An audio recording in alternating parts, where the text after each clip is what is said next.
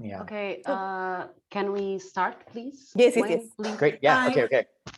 So I welcome all the attendees, and especially want to give a very warm welcome to Sviatschi, who's joining us today to present her research. And I think the typical format here, Mika, is well, I guess we'll ask you. How do you want to handle questions? Should people ask questions during the talk, or Yes. Ask questions during the talk. Yeah, that's Okay, good, great. because I put material like for kind of like 1 hour and 10 minutes. So and we have like more. So like, please ask questions over the top. And Okay. thank you so much, Wayne. Sorry, we were talking before. That's why I thank you, Wayne, for coordinating for the welcome, and thank you all for inviting me for this talk. So this is joint work with Nikita Melnikov, who is a PhD student here in Princeton, and Carlos Schmidt-Padilla from UC Berkeley. So this paper, the question that we wanted to ask was, the first one was, how do non-state actors affect socioeconomic development? And actually, we found that the answer to this question is likely to depend on the context. For example, in developed societies, non-state actors may have a negative effect on development by mainly preventing the state from providing public goods, security, enforcing protected rights. But then we have the other extreme, that if the state is unable to control certain parts of the country and also provide public goods, then non-state actors may emerge and fulfill these essential functions. And we have seen this in rural areas in developing countries. For instance, the case of Colombia with guerrillas. At certain locations, they function like the state. So today, what I'm going to do is to focus on an intermediate case where we have state and non-state actors coexisting very closely. This is the case of urban areas. So we're going to study criminal organizations that often control one part of the city, while the other part is controlled by the state. And why criminal organizations? So criminal organizations have been responsible for the recent increase in violence that we see in the developing world, especially in cities. The extreme case is Latin America, where we have 43 of 50 most murderous cities. And when I talk about criminal organizations, I want you to have in your mind that these are large, powerful criminal organizations like drug cartels and gangs, which basically is not like small street crime, but basically these are organizations that have complete control over certain neighborhoods and sometimes even cities they control. For instance, the case of El Salvador that I'm going to talk today, anecdotal evidence suggests that 50% of the population lives in territories controlled by gangs. And actually, yesterday I got a map from one of the municipalities where the full municipality was kind of under the control of these gangs. And this setting is quite common in all Latin America. For instance, you will go there and you will see that there are certain locations that you cannot enter without the permission of these criminal organizations. So the focus of today, I'm going to focus on two criminal organizations that you may have heard, which are the MS-13 and Neighborhood 18. And these are present also in other countries, actually in the US, and they are known mainly in Central America for extorting and also restricting mobility of individuals living in this urban territory they control. And these are the ones that are possibly responsible for the recent increase in Central America's refugees that we are seeing in the US. So they generate a lot of trouble. So while many people, we know that around the world, they live under the rule of gangs and also non other states actors, we know that also it's difficult to obtain causal evidence on the effects on development. This is mainly because gangs can be the byproduct of weak rule of law. So it's difficult to disentangle the effect of gangs itself versus these underlying conditions that give rise to gangs. So in our setting, we are going to take advantage of this natural experiment that happened in El Salvador. So for you to have an idea, in the 1990s, El Salvador did not have any powerful gang. Of course, here, in the early 90s, they have small street gangs. So they were small, like petty crime and everything. It was not perfect. But then there was a change in policy in 1996 that the United States decided to change the migration policy, and this resulted in the deportation of individuals with criminal records to El Salvador. And important is that among that wave, that particular wave of deportees, there were gang members from the US, which basically they came back to El Salvador and quickly gained control over many parts of the country. So using this setting, what I'm going to do is to do two identification strategies. One will be a spatial relation discontinuity design, where we use the boundaries of these gang-controlled neighborhoods in San Salvador, which is the capital of El Salvador. And we're going to take advantage that these boundaries did not coincide with economic or geographic conditions. And then we're also going to do at the national level a difference in differences, we're going to compare locations with gang presence versus areas where these gang members did not arrive before and after 1997. The nice way a difference in difference is that we will be able to see whether any divergence in economic outcomes occur right after the arrival of these gang leaders from the US. And the outcomes that we are going to look is household living conditions from the economic census. Also, we conducted our own geocoded survey in these gang controlled neighborhoods to understand their earnings, also questions of labor mobility, whether these gang members themselves, they provide any type of public goods, what we call criminal governance. And for the difference in difference, we are going to use light density data. So for the first question on whether they affect socioeconomic development, we actually find that yes, they have a negative effect. Individuals that live under the gang control have significantly lower education, wealth, and income than individuals that live just 50 meters away in an area that is not under the control of gangs. And the magnitudes are very big. It's like a decline like more than 50% on income. Also, they are much less likely to own durables like a car. The household conditions, the houses are much worse. And what it is important is that while we were maybe thinking that these discontinuities were already there, they did not exist before the arrival of gangs. We check the same outcomes before the arrival of gangs and we don't see any discontinuity. And then we validate this analysis with a difference in difference. This is for the entire country. And we see that after the arrival of these gang leaders from the US, the locations where these gangs settled, they experienced lower growth in luminosity than these areas where gang members did not arrive. And we actually see that the divergence took place right after 1996, after the arrival of these gangs. And before, we don't see any effects. Then the second question, which we find more interesting, is, okay, what are the mechanisms behind this? Why are we seeing this decline in economic conditions of these households? And we document one new and explore mechanism, which is restrictions to mobility. So the gangs, they have to keep their territorial control away from the state and rival gangs. So to do so, they intentionally limit the mobility of individuals living their territory. And the problem with this is that by restricting the mobility of their individuals that live under their territory, they also limit their labor choices. So we find that individuals that live under gang control are less likely to work outside their neighborhood. They are much more likely to work in the gang control areas. And as a consequence, they end up working in smaller business and earning lower wages. Of course, we also find that the results are also driven by lower educational attainment. We see like a higher dropout in these gang control areas. And we also explore other mechanisms. For instance, interestingly, we don't see any effects on provision of public goods or quality. We actually find this very nice, interesting mix where the gangs allow the state to enter and provide certain public goods. And we actually do not find any evidence that gangs provide any type of public good themselves. It's not that we ask questions to the households whether they restore to gang to solve the domestic disputes, financial problems, no discontinuity effect on those measures.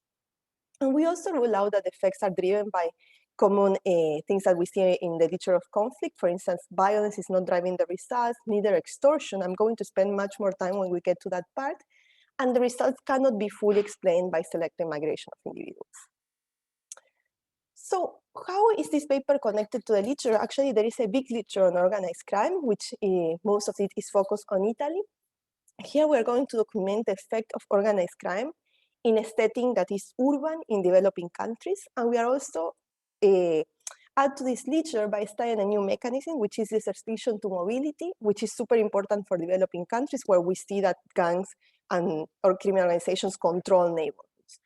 And different than what was said, like for instance, in the literature, like in Italy, where they said that these criminal organizations fill the void of the state, here we actually, since it's an urban location, we find this interesting mix where the gangs allow some public goods to be provided by the states.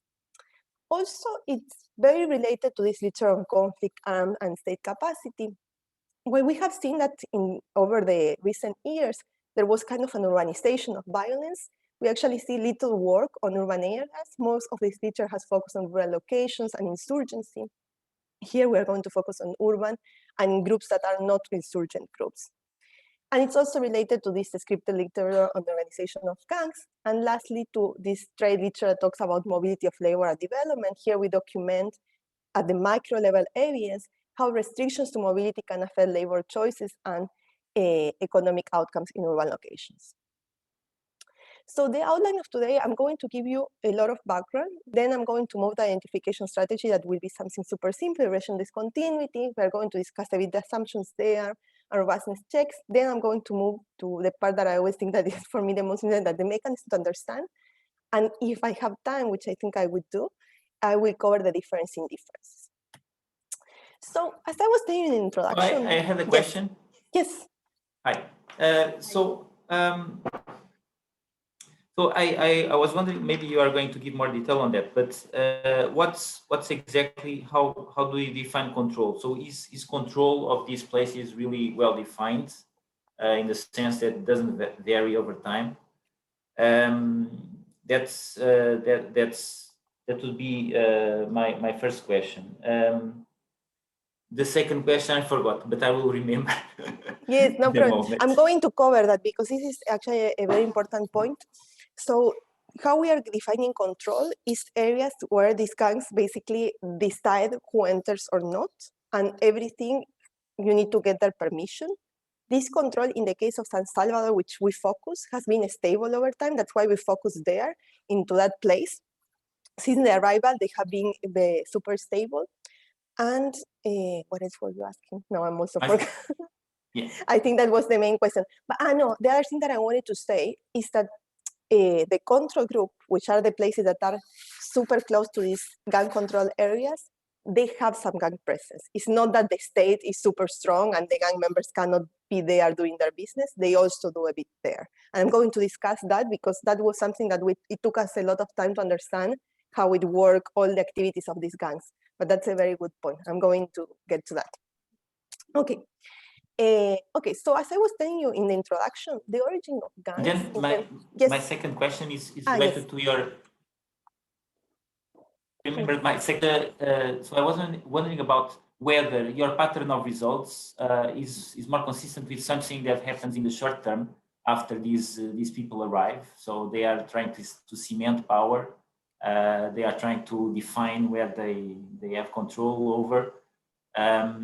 And maybe they will have to have more public good provision in the future. So in order to make these stable setting. So I was wondering about whether that's because I didn't understand so well what's your time horizon. Yes, I'm going to get now into that, but just to give you the preview. So basically, you have the arrival in 1996, 1997. That was the wave where they arrived. I can see the outcomes in 2007 with the economic census that they have in El Salvador. And then I can again see it in 2019 when we did our geocoded survey. I will not be able to see with the regression discontinuity anything like in the years 1999, 2000. That's the bad part that we will not be able to see. But with the difference in difference using the light density data, we will be able to see it year by year to try to see how the divergence took place. Okay, thank you. No, thank you. So as I was saying before, when we think about these gangs, actually, they were not the byproduct of Central America alone. Actually, these gangs, the origin was in the United States. So let me tell you the story of one of these leaders of these gangs that was deported to from the US to El Salvador, El Diablito de Hollywood. This was a leader. And actually, when we check his biography, he actually, he grew up in LA. He came to Los Angeles when he was 6 years old with his whole family, fleeing civil war in El Salvador. And back in LA, he was not living in the best neighborhoods. There were other street gangs, like for instance, there was the neighborhood 18 gangs that were Mexican gangs. And what the story said is that for self-defense reasons, El Diablito and other Salvadorians, they decided to create their own gang, which was the MS-13. And some others joined the Mexican gang, what was neighborhood 18. And their main business was extorting and selling drugs in the streets of LA. Then they spent some time in prison. And then in 1996, they were sent back to their countries of origin, to which is El Salvador and the rest in Central America. And back in El Salvador, El Diablito has this very nice quote that says that he wanted to institutionalize extortion. And these events not only happen in El Salvador, it also happened in Honduras and Guatemala. And this is very well known that these gangs have a lot of control in those countries. But what is important is to also understand the conditions of these countries when these gangs arrive. In the case of El Salvador in 1997, it was still recovering from the consequences of the civil war. So it was not still that recovered the country when these gang leaders arrived. So in many locations, the police did not even exist. As this quote says, gangs did not steal the territory from the state, they simply occupied when it was empty. So here is the story that we have in our minds before, is that criminal actors get into a place that was with no state. But what is important is that the gangs took advantage of this post-war reconstruction to kind of embed themselves in the neighborhoods around San Salvador. And they began exerting control. And what I'm focusing in San Salvador is because the gangs established the boundaries right after their arrival. Of course, it's, as we were just saying before, it is likely that these gangs established in areas where the state was not present. But soon after their arrival in San Salvador, they started expanding. And they quickly started recruiting new members. And at the same time, the police started realizing that there was a problem. So they started doing things to contain it. So at the end of the day, the extent that the gangs could expand was determined by the ability of the police from controlling a particular block in a particular moment of time. So what we are going to treat as exogenous for us is the boundaries, how they were formed. But of course, right deep into the neighborhoods, those areas will not be as equally comparable as the areas that are close to the boundary. And this will have some limitations that I'm going to describe when I get to the identification strategy. But just for you to have an idea, it's not that I'm going to be comparing neighborhoods controlled by gangs versus neighborhoods controlled by states. I'm going to compare like blocks that are right across these boundaries.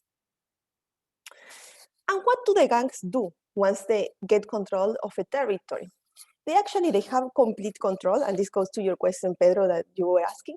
So basically, to prevent the police informants and the rival gangs from entering the territory, they created all this system of checkpoints where the gangs can check the place of residence.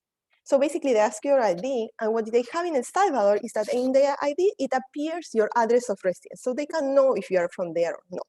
And they do this to control the police and rival gangs to enter. And most of the revenue comes from extorting local business and residents. Something important is that they also do it to places that are outside their neighborhood that they control. But the nice part is that given that they have these checkpoints at the boundary where they are trying to see whether the police or rival gangs enter, is that this allows them, also they facilitate extortion, because basically everyone that tries to enter and gets the permission of the gangs, they have to pay a toll payment to enter, even when you leave. So all transportation companies are a big target for this, and the toll payment is about $1 to $3. And I will tell you that I experienced my first hand about this, that they actually, they enforce these boundaries. When I was doing the pilot of the survey that I'm going to describe in a couple of minutes. So basically when I do the pilot, I went and I did at 7 a.m. Nobody asked me in the entrance. I said, okay, let's do now. Let's not ask permission or anything. 5 minutes later, the main enumerator came and said like, the gangs are saying, what are we doing here? Why we didn't ask permission? And they told us to leave because they thought that we were police informants. So they really enforce these boundaries very, very strongly. And this is a quote from Crisis Group. I actually did a postdoc with them, and I spent like a whole summer in El Salvador doing qualitative work. And this is a quote from a boy there that says, do you see that place across the road? I could never get in since it is neighborhood 18 gang territory. If they see me there, they may think I'm a spy and I could be killed. So this is how strong they maintain their boundaries. So the data that I'm going to use here is, I'm going to have data of the exact boundaries for San Salvador from the National Police. And this map was also verified by the local newspaper, El Diario de Hoy, in 2015, where they knew all these boundaries because it's part of their distribution networks when they go and distribute the newspapers. But again, as I was telling you, if you go to El Salvador and you're a local and you talk with locals, everyone knows where these gang territories are located. So it's something that is general knowledge there. Of course, as me as foreigner at the beginning, it's like I couldn't rent a car because easily I could get inside and I could be in trouble. But this is something that people know. So we use this one for San Salvador, especially because the police told us that the boundaries were stable. And as outcomes, what we use is actually, we use census data from 1992 and 2007. This data is at the census block level, which is practically geocoded. It's like a census tract in the US. And we also have geocoded data from 2019, where we conducted our own survey covering about 2,000 households. And here we ask a lot of questions about in-sample migration, as I was telling you, labor mobility and this criminal governance outcomes. So this is the map of San Salvador. This is the capital. Again, for the RD, we only focus on the capital because we know that these gang boundaries were stable over time. The blue areas are the areas that are under the control of gangs. So we have, as I was telling you before, the nice thing with a case of El Salvador is that you have only 2 gangs that have control, which are MS-13 and Neighborhood 18. And as you can see, there is this big island, but they also have these small islands. And we're actually going to separate the analysis for that to see if there are differential effects. Here is a place that is not under the control of anyone because it's a place where the gang said, okay, there is a church, so we will allow people to go there. Okay, so we use this map that the police gave us, and what we are going to do is this regression discontinuity. And before that, let me tell once more that what we will be comparing is areas that we have full gang control and areas that do not have gang control, but still there is gang presence. And this is the limitation of the RD, is that since I'm going to be analyzing at a very disaggregated level, these gang members that are living and controlling these neighborhoods, they can cross the block here and also harass some people there. So the RD, the forcing variable, will be the distance to the border. We also are going to do higher dimensions. But before going to the results, so what we wanted to see is, okay, how, if we do the same regression discontinuity that we are going to look at the outcomes using data before the arrival of gangs, let's see how these areas work. And this is the result of the RD using baseline characteristics before the arrival of gangs in 1992. We check geographical characteristics like elevation, road density, urban, also if the territory was used for coffee production, which is kind of important in El Salvador, trees coverage, and we don't see any significant difference on the RD comparing these blocks that are close to the boundaries. Also, using the census, that they have these dwelling characteristics, whether they are of nice, the walls are of nice material, of good material, there is no differences. Also, where they have electricity, sewage, number of bathrooms, no difference. Or TV, also individual characteristics like education, we didn't see any differential. So it doesn't seem that before the arrival of gangs, these areas were worse to begin with. However, 10 years after the arrival of gangs, when we can measure this with also a census, with the same questions that they were in the other census, we see differences. So for instance, individuals that live in gang-controlled neighborhoods have lower probability of having good materials of wall, more likely to have bad materials for the floor, less likely to have sewerage infrastructure, electricity, even having a bathroom. Also in durables, they are less likely to have durables. Education declines much more if you live in a gang-controlled neighborhoods. We also did the first principal component of all these characteristics and results do not change. So it seems that they are doing something. Here is we have the graph for each characteristic, but now for just to be concise, I show you the first principal component, and you see that this is gang-controlled neighborhoods, and this is the areas that are not controlled by gangs, and we start seeing this big jump there, with dwelling characteristics, household characteristics, also individual characteristics are much worse. And we have all these for each variable, and in all of them you see this decline. Yes? Just one question. Do you have so since entrance in this area is so difficult, do you have any evidence that actually it was not possible to do proper census in those areas? Yes, Tom, this is the thing. So they could do the census. So the gangs allow you to enter, and this is what we face, I can tell you, because what they told us was the same thing that happened with us with the survey, is as long as you don't ask any question that is related to their activities, you are okay. If it is about asking like general questions like quality of the house, which these actually were the numerators observing, you are allowed to enter. So it's not that they do something. Of course, government told us that they have to pay them every time they enter to those locations. But as long as they pay the toll and they are not asking any question that is related to their business, they are okay. And we face the same constraint. For instance, when we were doing the survey, I wanted to put a lot of questions of extortion and those things, and they told us no. That like the firm that I was working is like, but there is no way that you can be able to ask those questions because this will be more complicated. So yeah. And actually, this is the question that we ask, which is the one of income, and we see this big decline there.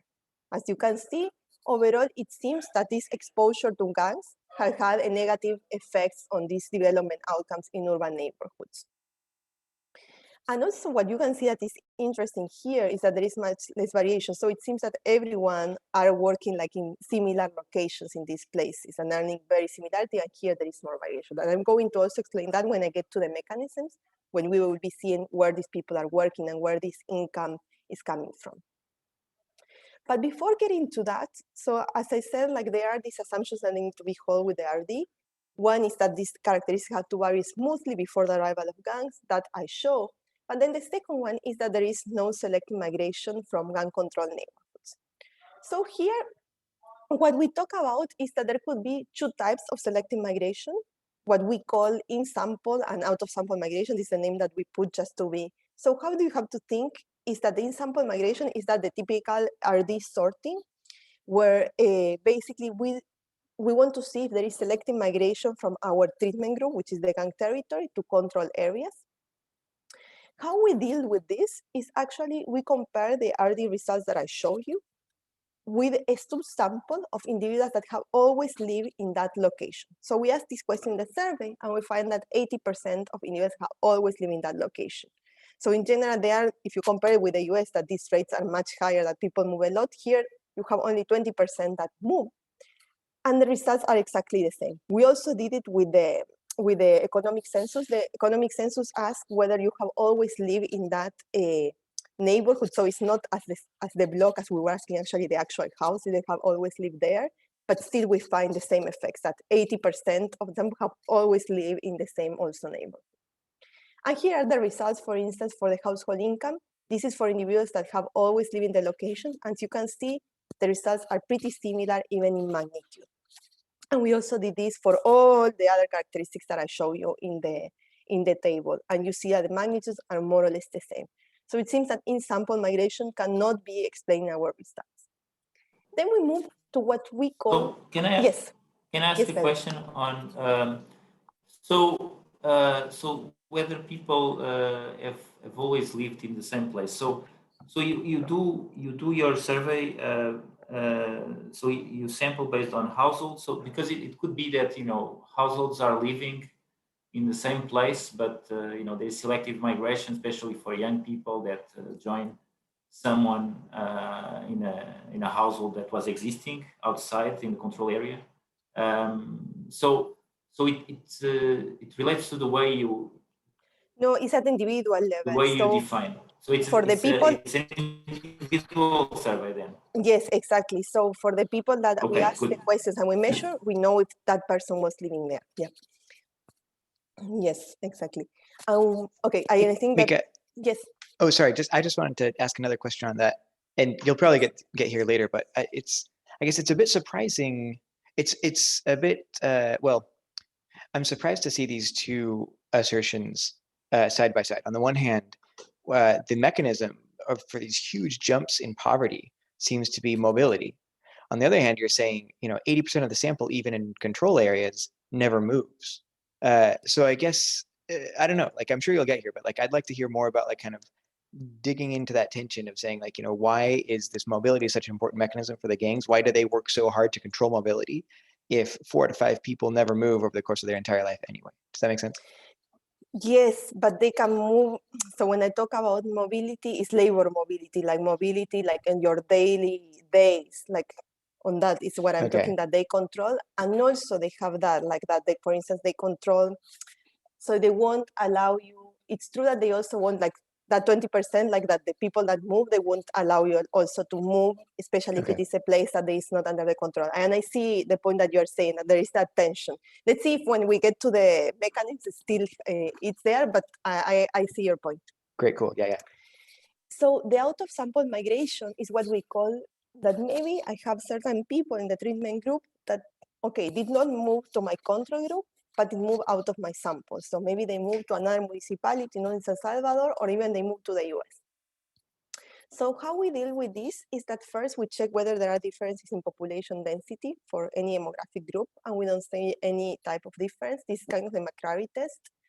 Then the other thing that we do is to see, okay, what happens if I exclude from my treatment group, from the individuals that live in gun-controlled neighborhoods, those that are the poorest and least educated, to see if it is driven by just a small population, like 50%, and still the results hold. Then as solution 3, we said, okay, we need to bound this effect. Is it like how to generate these discontinuities that we see that are large, how much we would need to have out-of-sample migration to kind of generate these discontinuities? And what we see is that the rates are super large, like 60% of people, of the good people, should be living outside of the sample to be able to explain these huge differences that we see. And actually the out-of-sample, when we compare that with data from the International Migration Office, it's never 60%, that doesn't exist. And the solution 4, which is that for me the most convincing, is that we actually estimate whether there is an effect on out-of-sample migration. And how we do it is that in El Salvador, before 2013, if someone was leaving, it was as I think when you were saying this, or now I don't remember who asked me, is one person was leaving, but not the whole family. So they asked this question, whether do you have any family member living abroad, like in another place?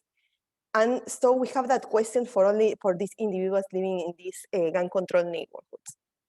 And they also ask the year that they live. So we can ask if they have any family member moving for the period of our analysis, which is 1997-2007. And what we find is that living in gun-controlled neighborhoods doesn't move this. So, and as you can see, even in the average are very small, like of this, like only 6% have like someone abroad. But then the other thing that we check is, okay, are the richer households more likely to have family member abroad? Yes. And then we try to see if there is any differential effect on whether you live in non-gang or gang territory. And as you can see, the probabilities are very similar. So yes, richer people are more likely to live, but it's equally similar in the threshold. So we don't see that is the case about a family member living abroad. So it seems that out-of-sample is not a problem here.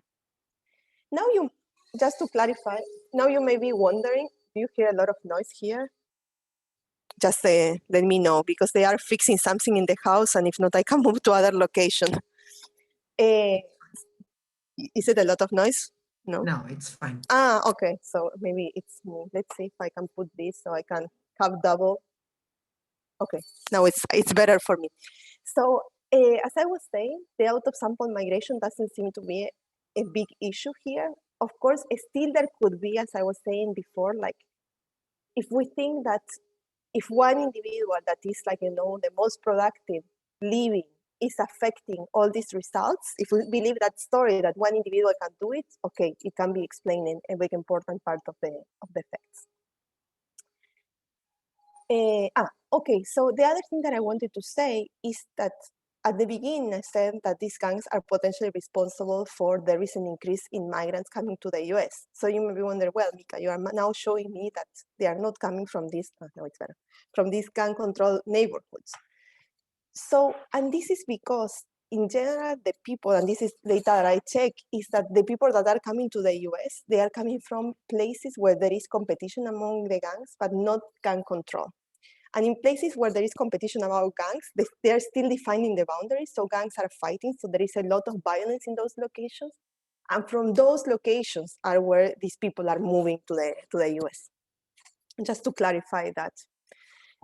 Okay, we perform a number of robustness checks. For instance, something that we want to make sure is that we compare, right, like the people that are right across the boundaries. And you can see, like, I have several like islands there, so I want to make sure that I'm comparing the right people. So the effects are robust to controlling by these 300 by 300 meter fixed effects. Then the question that Pedro said, the stability of the boundaries, no? So how we check this is that basically we have this data, which is homicide committed by gangs. And what we know is that when the neighborhoods are stable, when they have like the places in San Salvador that they have all these boundaries that have been basically stable, that we know qualitatively from the police told us that if violence happens, it happens when some rival or someone that is like a police or someone outsider try to enter. So you see this peak in homicides. So we check that actually with our data. And what we see is that that's the case. There is no discontinuity in number of gang-related crimes, but you see this spike always at the boundary. From 2030 onwards, we start seeing this. So this kind of validates our boundaries. This is the best that we can do to validate. But we think it's pretty good because it's true that all of this, actually you see this consistently, even year by year, you see this increase. Then the other thing that we did is, of course, like since we saw that spike in homicides right in the boundary there when they are entering, we don't want our results to be driven by that. We want to actually compare, actually, if this is like apart from violence, it's gang control. And actually, we exclude those observations right in the boundary, and still you see these differences. We also check different bandwidths and the typical RD robustness, and those hold. But then we did other analysis thinking that something interesting will come from there, but nothing came out. So something that they said is that the MS13 was more organized, like in their levels than neighborhood 18. So we tried to estimate the effects separately, but still the effects are the same across gangs. Both of them affect development. We also tried to estimate the effects differential by the islands, but we also see effects there. Also wanted to measure whether the effects, as similar as they did here with the boundaries, wanted to exclude if the effects are driven by, even though people told us that these boundaries are stable, maybe there is some competition in those boundaries where you have a gang and then here you have the rival gang. So we exclude those areas and still the effects are similar. The other thing that we did was to exclude the richest people in the control group, and still the results hold. And then the other thing that we wanted to see, because our income was reported, no? Like the earnings question when we were asking was reported. So what we did was to scrape all the data on housing rent from a main website. And we also see there a decline in housing rents. And the other thing that is important is that the dwelling characteristics were not reported. They were recorded by the numerators, but based on what they were observing and not self-reported. And we validate this these effects on wealth by using the nighttime light density, which is collected by satellite, so it's not reported. Okay, so now let's move to mechanism. Any questions? Okay, good. So for the mechanism, yes. Sorry, maybe just one clarification question. I don't know Yes. if you hear me well. Yes, okay. It's yes. Just to make sure I followed, I'm wondering what is the relationship to migration in this zone? Because I mean, I find your results super compelling. So basically, at the moment the gang arrive, you have this drop in everything in your life, but then why don't you go away? Well, Like, that's, yes, how come? that's, so, and this, it will go to one slide where I think is the next one. Yes, these limits on mobility and how they can enforce all that. That we did a lot of work because we were also thinking, it's like, how is that people, if they are so bad, they don't live, no, here. And I will explain that in just one slide. So basically, and that's why we did this this field work where we try to conduct like this survey, because we wanted to understand all that of the mobility. And basically, here what we did, here is nice, we have two pictures. These are the places that are just one block away from a gang-controlled neighborhoods. And you can see the gang-controlled neighborhoods, it's not that they are like, when you enter, it's not that you are seeing like in the, I went to Rio, places like controlled by gangs, that there are shootings and everything. Here, it's kind of okay. The only thing is that when you enter, there is a kid with a walkie-talkie that kind of tell everyone that, okay, Micaela is entering to this location. And they are controlled. And here you start seeing nicer houses. So we did this survey to 2,000 households. And basically, we asked these mobility questions, where individuals work, and this public good provision and quality. So the first thing we wanted to see is, okay, how much these limits to mobility are affecting the results. As I was telling you before, they created a system of the checkpoints in the boundary. to basically to minimize the possibility that an informant or the police can enter into the neighborhood and kill them, arrest them. And also because it facilitates extortion. So everyone that tries to pass through that neighborhoods, they have to ask permission and then pay this toll. Then the question, as Victoria was asking, was how it's possible that gangs can enforce those restrictions? And actually, this is because these gangs have presence in the whole country. So, and if you think about it, in El Salvador, they have 6 million people and about 500,000 are gang members or related to them. So there is a high ratio of gang members per population in all the locations.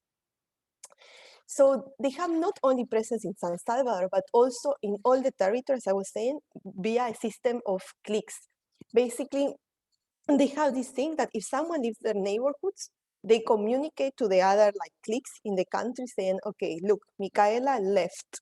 And they send a picture, and there is a lot of qualitative evidence on this about how they try to enforce these boundaries and people not leaving. Even the International Migration Office there in El Salvador is trying to work very hard on this and try to help these people about how they can live without being tracked. And sometimes the best option for them is try, like if they leave their neighborhoods, to try to leave the country, because if not, they can be fined. And also it's because having your ID helps them to find you because they have the address of where you are. And the other reason is, and this is based on qualitative work, is that people were saying that if they leave, and then they have relatives leaving, the gangs can hurt their relatives that stay. And it's very difficult for them to live all together. And this was such a big issue that, for you to have an idea, the criminal code was reformed in 2016 to introduce this as a crime, the restriction of freedom of movement. So they put that as a crime because they have this issue. So given that people was talking a lot about this, okay, we said, let's ask questions about these restrictions to mobility. Of course, and this is the question that we have a bit more of trouble. We asked directly one question was, do you think that there is freedom of mobility? And that one we got some non-response. I will show you the results in a minute, but we also asked questions about where do you work, do you go to the beach, and those. And these are the results. So here is the question we ask, whether you work in the same neighborhood as you live. But the one that is much more interesting is whether you work in a gang control location. And you can see that 60% of people live in a gang control location, basically. And it's much higher than individuals that live outside. But of course, as you were saying before, it seems that there is a 40% of people that is allowed to work outside, so that they get the permission of the gangs and they work in other locations. And then here's the question where we ask if there is freedom of movement, and you see this decline. But of course, this question was a bit more problematic, and people sometimes they were like, we don't want to talk about this. This is an issue. One question. Yeah. One question. So I was wondering whether, so it looks like in most of, not all of them, but in most of the graph you're showing, it looks like the relationship is not really at the discontinuity, but it's pretty much very constant when you move around away from the discontinuity. So do you have any evidence that it's just, it's not just the discontinuity, but it's the fact that there is something that is completely different also away from the discontinuity? No, we tried to check that about, like, for instance, geographical factors, political boundaries, and there is nothing there. And think that when we checked in 1992, there was no difference there in the discontinuity. We didn't see of anything of that. That's why we think that is the gang controlling there. Yeah, it's pretty amazing how this changed. And actually, if you go there, it's like very obvious. Like entering, there is a discontinuity there. Like, I wish I could have been there in 1992 to see how this, like, that there were no those differences. Mika, Yes. you mentioned that 2016 reform. Was there any bite to it? I mean, like, did anything happen? Like, is there any way to enforce that change to the criminal code on, describing illegal restriction of movement as a crime? I haven't used it. I could do it with some new data that I have about extortion payments, if they decline after like kind of an event site, if they decline after that, but I haven't used it here. And yeah, and I don't know how much this is enforced also, this change. Yeah. Right. No, my guess is just that, like, the gangs are so powerful that, like, they'll never allow a law to be passed that would hurt them. So like if the law passed, it probably means it has no teeth to it. That would be my guess. I should ask more about that. No. And the other thing that we asked was whether they were less likely, for instance, to go to the next door department. As I was saying, El Salvador is super small. So in 10 minutes, you can be in another municipality, and in 30 minutes, you can go to be in the beach. And you see, again, there is this continuity there. So there is this decline in the share of people that have ever gone to the beach or visit the next door department. And as I said, there is a lot of qualitative evidence on this of the demarcation.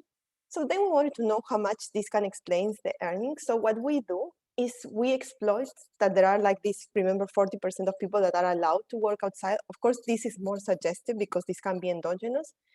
And we analyze how much the effects mitigate once you live in a gun control neighborhood, but you are allowed to work in a non-gun control. And we see that effects mitigate for those individuals. Even when we control for education, it's not driven by it. So basically we did like the typical mean square regression, and we try to see whether this working outside could mitigate the effects. And we also see it for this other outcome because we also ask whether they work in larger firms, and we see that in general they are less likely to work in large firms. But for those individuals that are allowed, that live in gun control and are allowed, the effects mitigate. So it seems that that's the consequence of these restrictions. Individuals that live in these gun control neighborhoods, they end up working smaller business and earning less, but those that manage to get permission to work outside, they go to the larger firms and earn higher wages. So now the question is, where are these good firms now located? Because the other thing that before that, there is something else that I wanted to show. But let me finish that idea. So in general, what we saw is that these people that are allowed to work outside and earn like the good wages, if they are working, because we have geocoded where these people work, all of people that are in the gun control and also in the non-gun control areas. And what we see is that the firms that pay the good wages, they're not located here in the control group, they're actually much further. So if you are allowed to work outside, you go here where the firms are much better, not like close, okay? Just for you to keep in your mind, because this will be important to understand how the gangs change the occupational structure or business of these locations. And I'm going to get after this slide. And of course, what we here show is that they can explain a part of the results, like about like maybe like 30 to 40% of the results in earnings, but still there might be other factors. For instance, of course, the difference in education attainment that we observe cannot be all explained by restrictions to mobility. And actually, we try to analyze whether there is an increase in dropout. We have administrative data from school census, where we have the individuals enrolled at schools and also individuals by the end of the year. And that's how we calculate the dropout rate. And we see that there are much larger effects in gun control neighborhoods. So what I want to say here is that even if restrictions on mobility were to be eliminated, still all this difference in socioeconomic development will not disappear because we still have difference in levels of education. And this can be also related with the fact that gangs are recruiting in schools consistently, like kids to be part of their gang. Then the other question was how much all these effects are driven by this extortion activity. Is it the case? Yes. Can I ask a question? So yes. So some moments ago you were describing the map and you were saying that the specific location of a church was outside gang control because it was a church. So yes. So could it be the case that schools have the same type of thing, or so that was my thought. I mean, could it be that schools that stay in the middle of the gang controlled places are really like the worst schools and nobody cares about them? Well, there is a case, not here in San Salvador, but it's super, so there qualitatively, I know because they mentioned the case of a school that actually was in the middle of a territory that was under fight. And they actually said that for them was better because in that way, the gang members were fighting between each other and they were not recruiting them. They were not having the time to go and recruit the kids and harass. So the director said that in that case. But I don't have that many cases like to study in the case of San Salvador. I have geocoded the school, so I could check Actually, I could check for other locations. I don't have enough locations like that, like in this map for San Salvador, but maybe in other locations where I see the map, I could have enough variation to study that, whether in those places maybe I don't see a dropout, and try to see if this qualitative story that they told me that holds there. Yeah, that's a very good point. Thank you.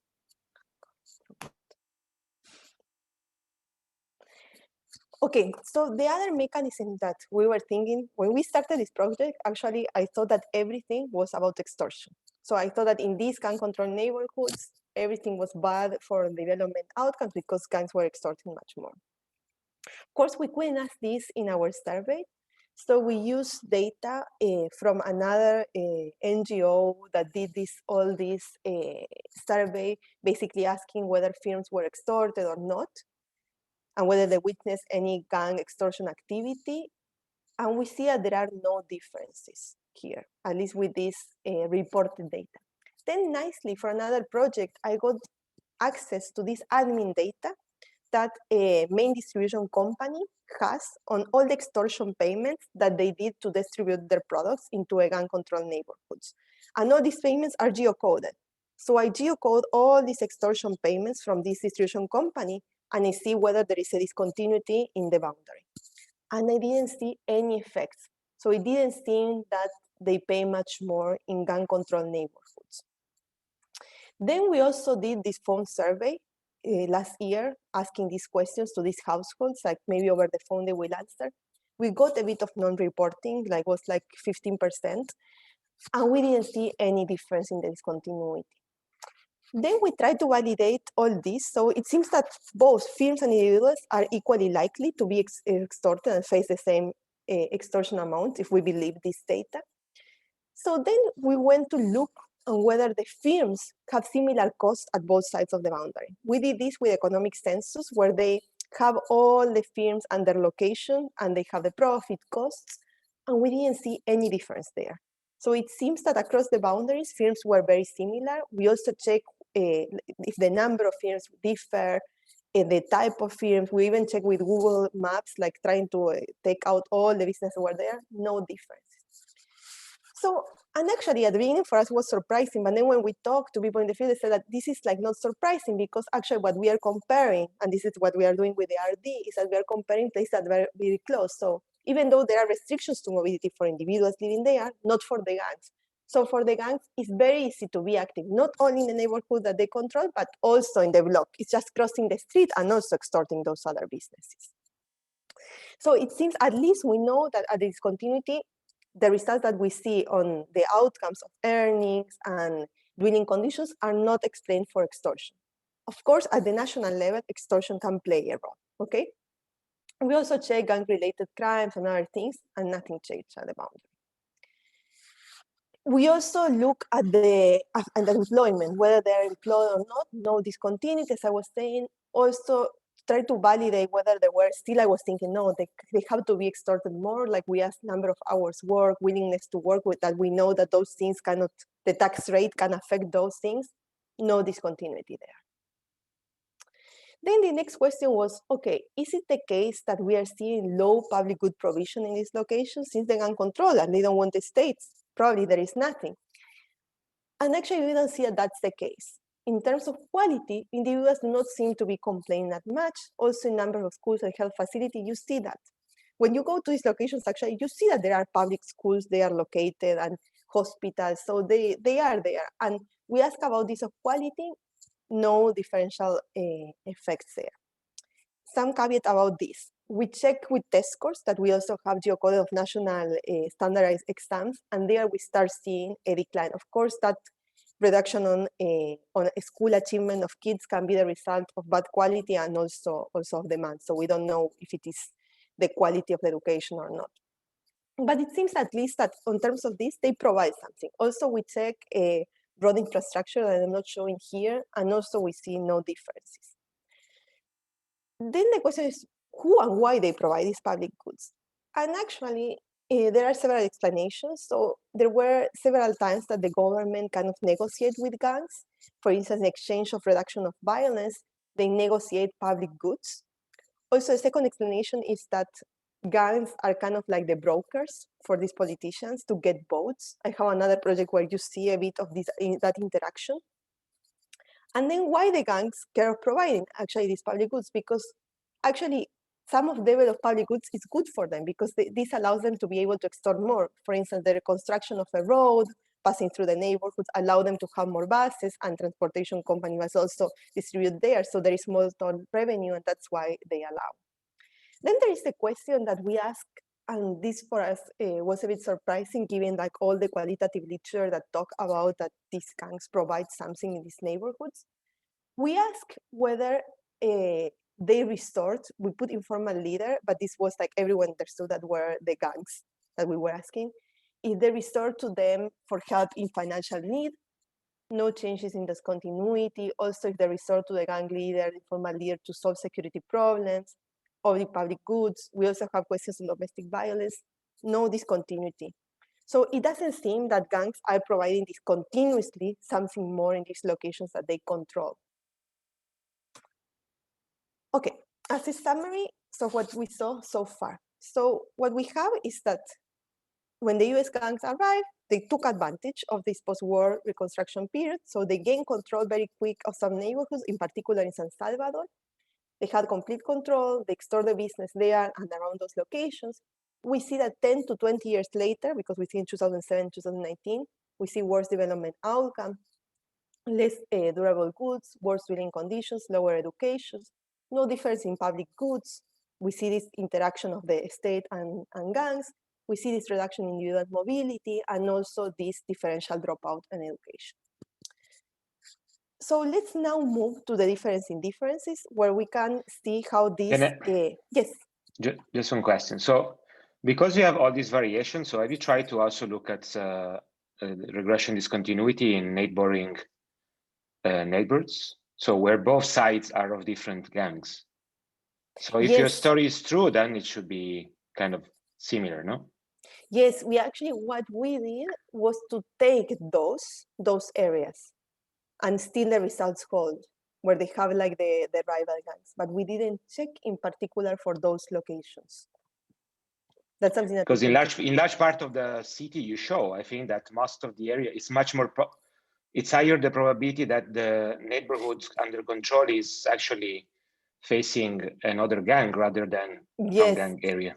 See, in analysis, what we do is take all at once, and then we separate. Yes, what we did was to take out those locations that were, but we haven't checked their effects, how just keeping those locations, if they are there. We could do that. Yes.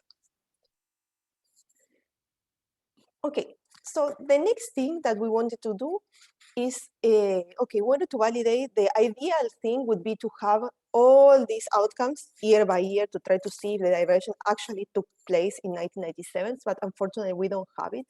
So the best we can do, and that we have year by year and at the disaggregated level, is to use this light density data. So, but again, so there is also another limitation, is that we don't have the maps of gangs for the whole country. So we need to have some proxy of gang present data. And what we use is the homicide committed by gangs that provide a proxy of whether, and here what we are moving is to a measure of gang presence, but not territorial control, okay? Because what we are using is whether the homicide was committed by gang, the police classify in whether the homicide was committed in a neighborhood where the gang was active. So that's how we define our grids on whether they have some gang presence or not. Just this is the caveat. In the other one was territorial control. This is some gang presence that we were seeing. Then the other limitation is that we can only see the annual luminosity year by year. So here what we will be comparing is areas with some gang presence versus areas that do not have any gang presence, okay? So what we did is to divide the country in grid squares and then calculate whether there was a gang homicide in that location or close committed by a gang. And that's how we define gang presence. And then we run the typical difference in difference, controlling by grid fixed effects, time fixed effects. This is the map of El Salvador, how we divide it and how we define the places that where there is gang presence. So this is visually like the raw data. This is the luminosity in percentage points. And this is the areas where you have some gang presence, sorry, these are the areas with no gang presence, and these are the areas with gang presence. What you can see from here is that before the gang members were deported, they were trending similar, and even in levels, it was almost the same. Then we did a proper event study, controlling by the fixed effects and everything, and you start seeing that the diversion took place after these gang members were deported, at least in luminosity. We start seeing this. Okay, then the next question is, okay, how you are defining whether there is a gang territory in this definitive can be correlated with other things, no, of this, since I'm using a more aggregate measure.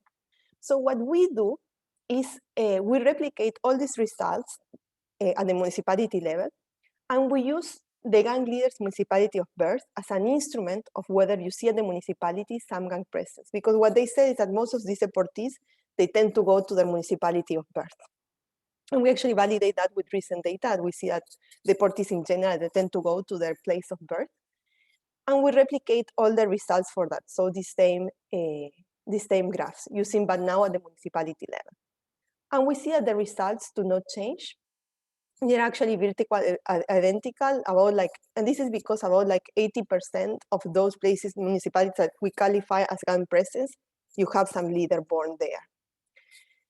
This is a grid level analysis where we see a negative effects. This is a municipality level analysis. Unfortunately, we don't have the addresses of where these gang leaders were born to be able to instrument the grid level analysis, but the results are pretty consistent across the different specifications. So we see this very negative effect. So how do we see this difference in difference analysis? What it helps us is that it helps us to see whether the places where gangs settle were trending different.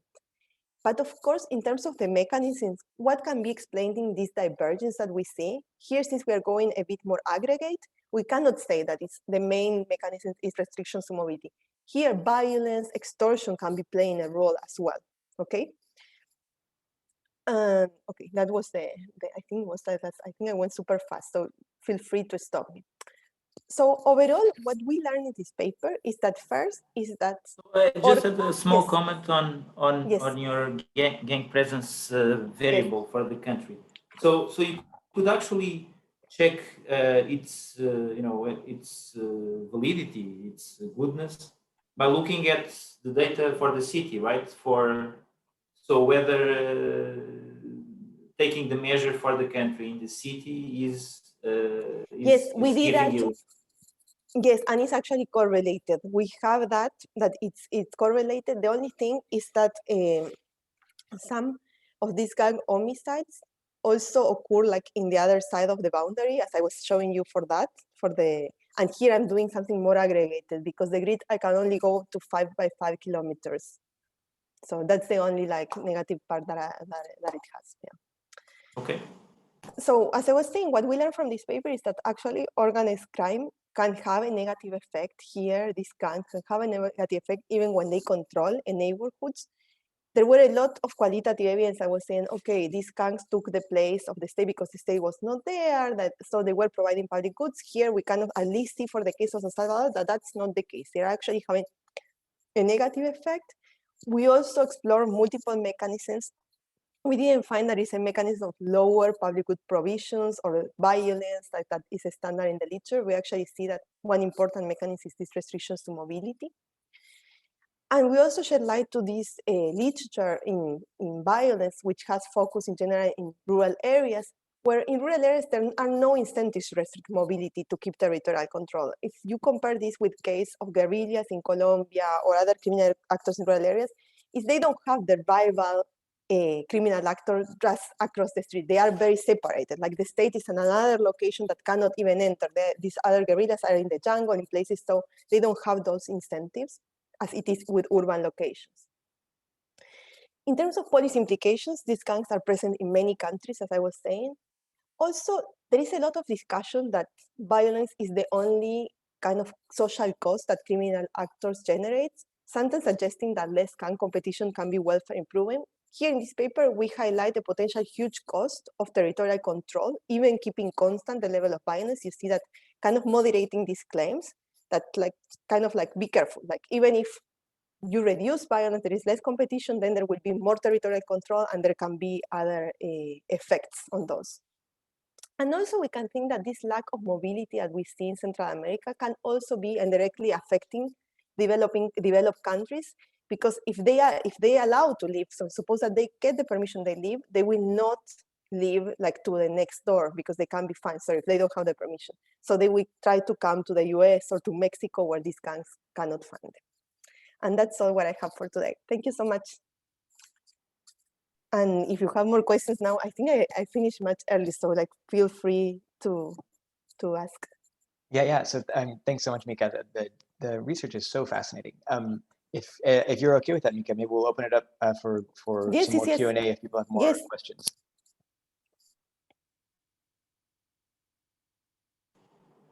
So I was wondering a little bit about the long run of these. So I'm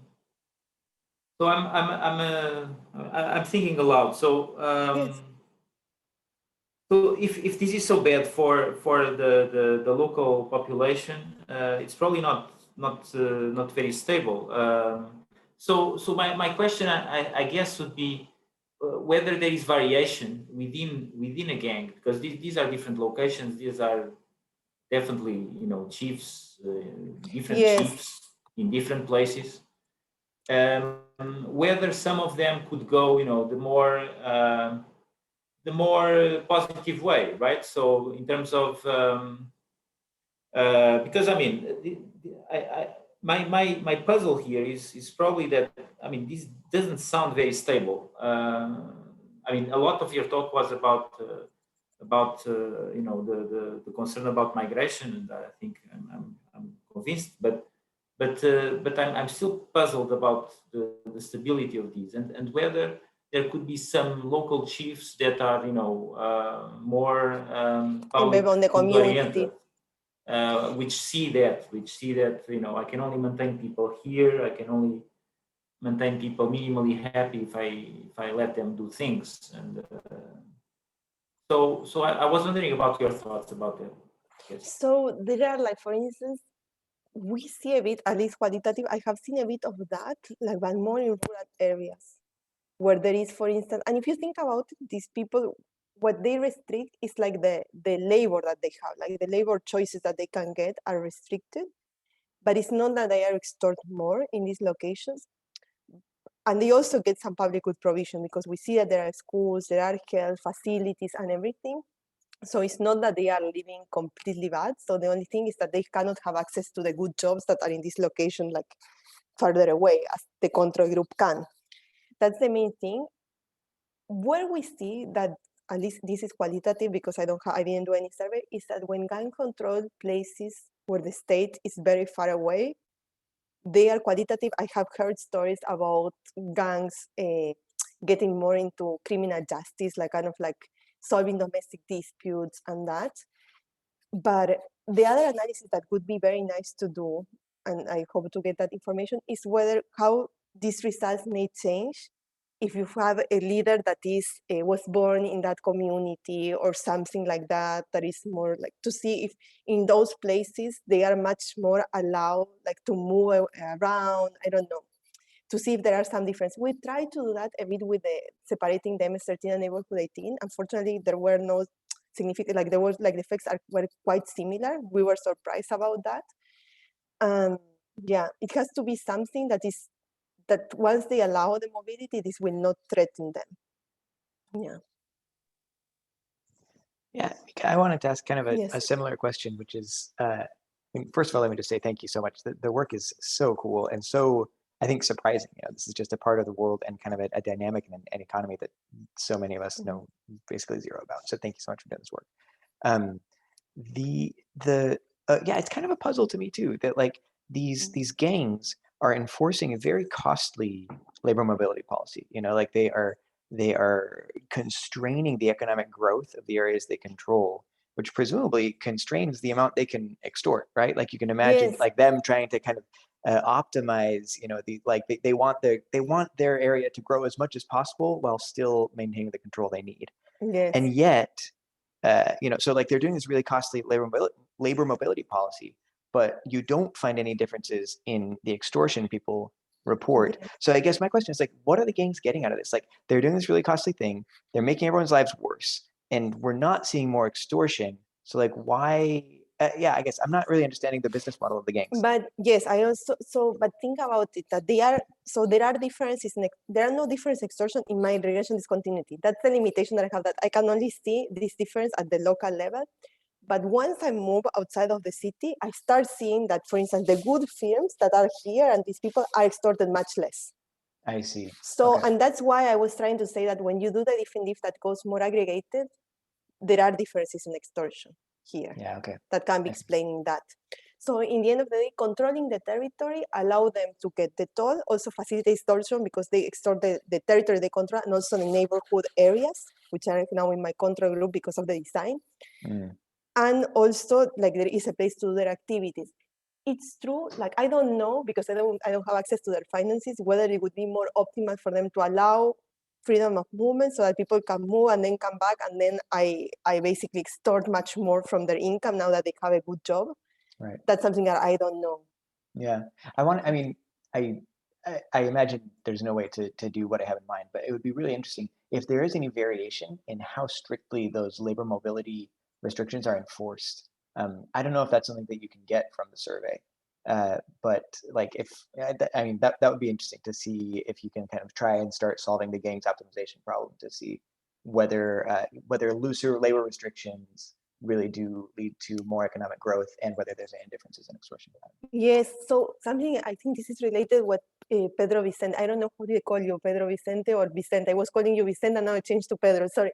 He was saying, like, if I could exploit, like, for instance, those places that are kind of like a free zone where they, like, the gangs don't work there because it's a church or a school. Yeah. That is located. I would try to see if I have more of those in using, like, the other, I have like maps for 10 municipalities.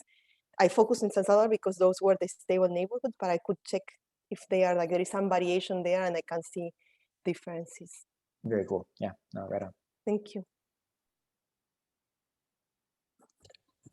May I ask a question related to Wayne's question and comment?